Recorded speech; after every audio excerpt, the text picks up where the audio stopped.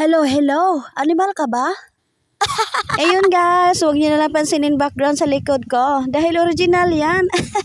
Original na sira-sira na kasi yung dingding namin. Dahil medyo matagal na rin at hindi naman ako nagsabi na concrete ang bahay ko eh.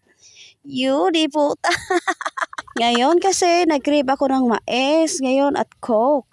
Hoy, hindi talaga basta crave. Yun talaga kinakain namin.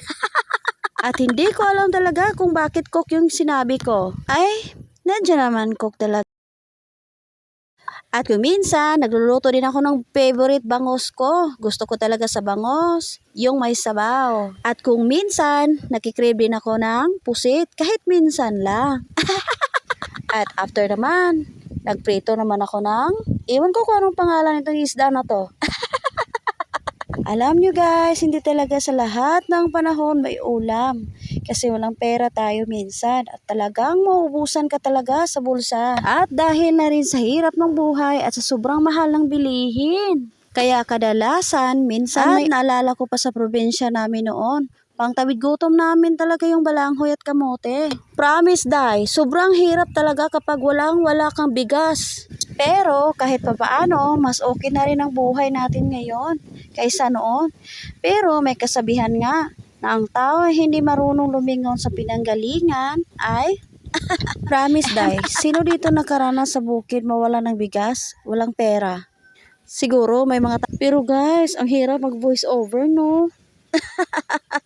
Ngayon lang kasi ako nakabili ng ulam kasi sweldo ko sa labada, binili ko lang ng ulam. Matagal na kasi laging gulay lang. At least gulay, healthy ba naman? At meron pa naman na kaming bigas kaya hindi lang ako bumili sa ngayon. At wag na wag mo intindihin ang aking Tagalog kasi hindi naman talaga ako Tagalog. Pinipilit ko lang yung sarili ko mag-Tagalog kasi Cebuano ako. At guys, huwag nyo lang pansinin yung background sa likod ko kasi alam nyo naman, pati mukha ko, hindi naman talaga ako maganda. Pero inamin ko naman, Day, na hindi ako maganda talaga. Tulad ng background ko, hindi maganda. Kaya sorry sa inyo kung hindi ako maganda. Pero ikaw rin naman, hindi ka rin naman maganda. Mag-sorry ka nga sa akin.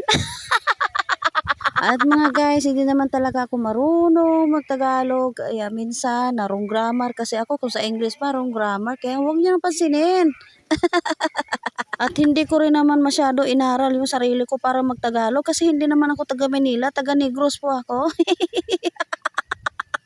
Nabulunan na ako nito. Ang hirap talaga guys pag nabulunan tayo sa ating pagkain dahil wala naman nag-aalaga sa atin. Tulad ng isang tao na nagmahal sa atin, 'di ba? Wala akong boyfriend ngayon sa katabi ko kasi hindi niya ako kayang pagmasdan na kumakain at siya lang doon nag-isa sa kanyang bahay at iniwan ko na siya, bahala siya sa buhay niya. Total, gumagana naman ang aking utak at isipan na kumakain na wala siya. Hindi naman niya dinadala yung kaldero. At guys, huwag niyo lang pansinin na hindi ko siya kasama ngayon yung aking housemate kasi hindi ko siya kilala ngayon kasi nag-aaway kami.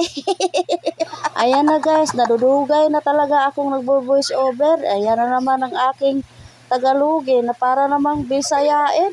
Iwan ko nga talaga guys. Iwan ko itong video ko guys, kung ano-ano na lang sinasabi ko. Sabi ko, Tagalogin ko na, pero hindi naman ako minsan marunong mag-Tagalog guys. Kailangan na wrong grammar talaga guys, kasi Bisaya naman talaga ako guys, at taga-bundok ako sa may bukid sa Bais guys, Kambagahan City guys. Kaya kinakailangan talaga guys na sa mag-voice overs ka guys, marunong ka talaga mag-Tagalog guys. Baka no choice tayo kasi ay yung language ko guys, Bisaya at saka Cebuano at saka minsan guys mag-Tagalog pero parang narong grammar naman talaga tulad guys. Na lang minsan, yung ini-idol ko guys, yung nakapamana ng Amerikano guys, sabi niya guys, yummy hotdog may tami guys. Pero kahit pa paano guys, kahit narong grammar siya, pero naiintindihan naman lang yung mga viewers na guys.